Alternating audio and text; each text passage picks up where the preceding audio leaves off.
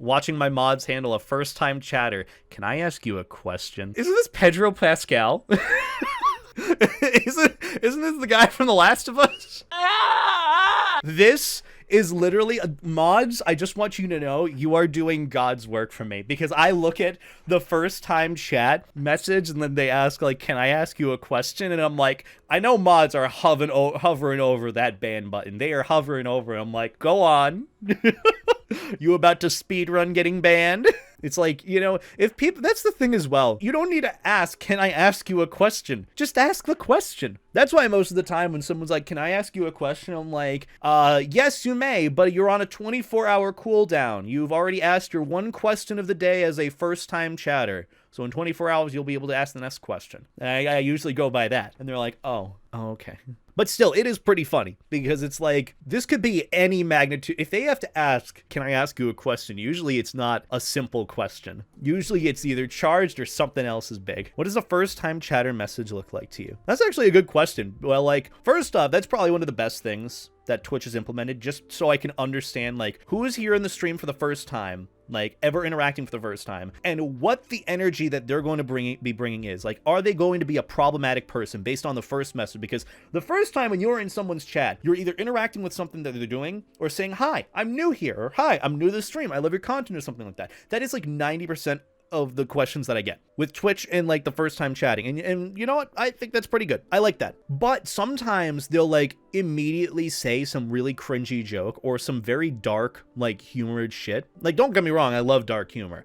But it's one of those things where it's like, think of the first time chatting as like first impressions to a stream. Like, I see that. And to answer your question properly, which I haven't, first time chatter, like what it is, it's like, it's a regular chat message that shows up on the right, but there's like a box around it, like lit up in purple. And then there's like a little header that says first time chat. And then it shows your message or your chat message right underneath it. So that's how it lets me know if someone's first time chatting or if they aren't. And then after that, all your messages come up like regular. That's how, for me, with the first time chatting feature, like, it is such a saving grace to understand, like, okay, what is the vibe that this person is bringing into the stream? Which I hate to do that. Which I hate to assume the vibe and just like, I hate having to ban people or kick people from the stream. But honestly, like, for not only the safety and the comfortability of me, but for the rest of you in chat, that's what I might have to do. Because it's just like, they're going to bring down the vibe, or they're going to be problematic or ask some really weird questions that you shouldn't, one, be asking, and two, like, it's a bit, some of them are a bit cringy. I know furries are cringe, all that jazz, but like,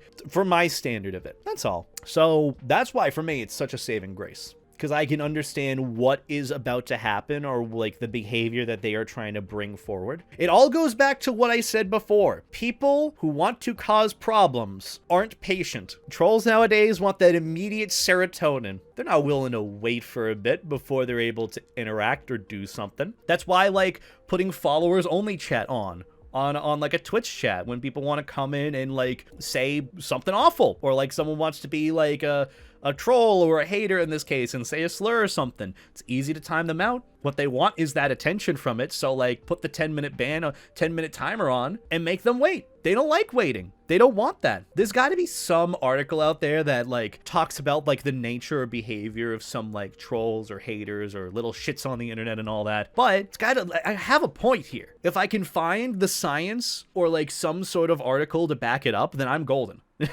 This is great. What I usually do with haters is I try to give them the attention until they start, like, you know, spewing nonsense, as in, like, you cannot interact with. I do not tolerate any form of racism, transphobia, queerphobia, any of that kind. So as soon as they resort to that, I have to ban them. I do want to potentially see if I can get more time out of them. Like, to be fair, as much as they're looking for entertainment from me, I'm looking for entertainment from them, because there's something about haters and trolls that just, it's entertaining. It's so funny seeing them flail and use the same insult from like 2010. It's so funny, and I want to get to the bottom of it. So that's why I'm like, yes, you are the center of attention now. Go on, we're all waiting. And that's when like chat like hushes down and we're all like, go on, what are you about to say? And it's just, it's funny to see, but you know, nothing has ever topped K2 from like years ago. I think if someone takes the time to actually stick around, they'll end up liking you enough to not to be a troll. You are absolutely right about that stuff. That is so absolutely true. That's how like furry haters, a lot of them end up being furries years later because they are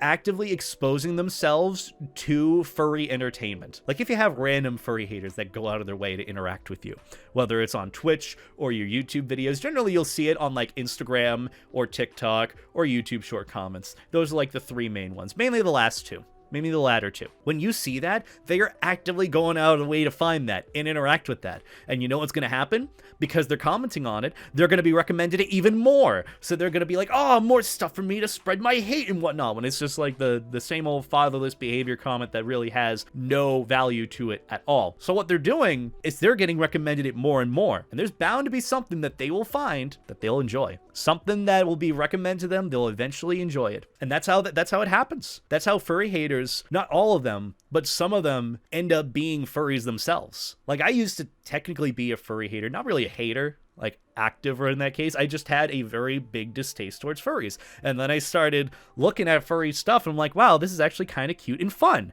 I like this. And then, you know, I became a furry. Oops. So it's just one example, but there are plenty of other examples out there of people just like exposing themselves to furry entertainment, and either they move on and they just do whatever else. It's all in a process of like growing up. Or they'll keep exposing themselves more and more to furry entertainment, furry media, and then eventually they're in too deep. They enjoy something from it.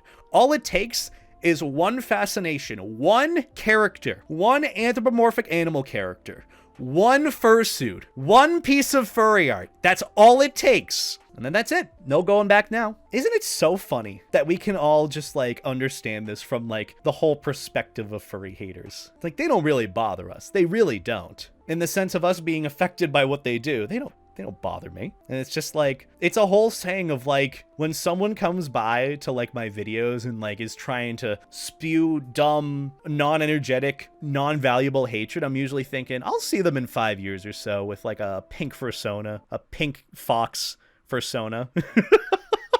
Just give it 5 years. 5 years and they'll be back with a fox that looks like a rainbow threw up on it with thigh highs and stockings. All the works. They'll have it. It'll happen. It's just a rabbit hole. It's bound to happen. And it's so funny to see every time. But yeah, thanks for coming to my TED Talk on furry haters, trolls, and people wanting to cause issues. They usually want to go the easy route. I guess that makes sense that like TikTok and YouTube Shorts are the two main like forms of media that like furry haters, or I guess anti-furries in this case, use, or at least you'll see them comment on a lot. Like if you get a lot of comments on your YouTube Shorts and you like make furry content, you're bound to get furry haters. It's because it's so easy to consume. TikTok and YouTube Shorts are like seconds worth of videos. You can get through them, leave a comment, and then move on.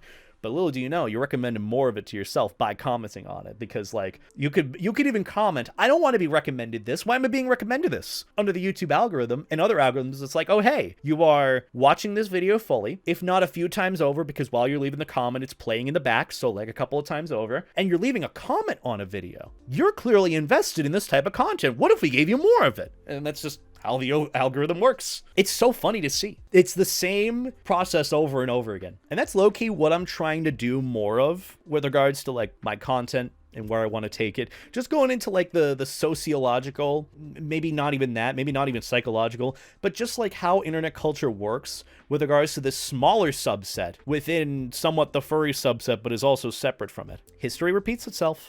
It really is. So, you know, I just go with that. It's nice. It's funny. They end up going down the rabbit hole of finding content they either are fascinated with or fascinated like to a disgusting level with, like disgusted to some extent, but they want to keep looking more at it. That's how it happens. I have a few videos that I've had in the works talking about this exact thing. And who'd have thought that this all started just from someone asking, what does a first-time chat message look like? Even before that, it all started with Pedro Pascal. It all started, this whole conversation going into furry haters and anti-furries and the cycle they find themselves in eventually, all started with a tweet from Throne.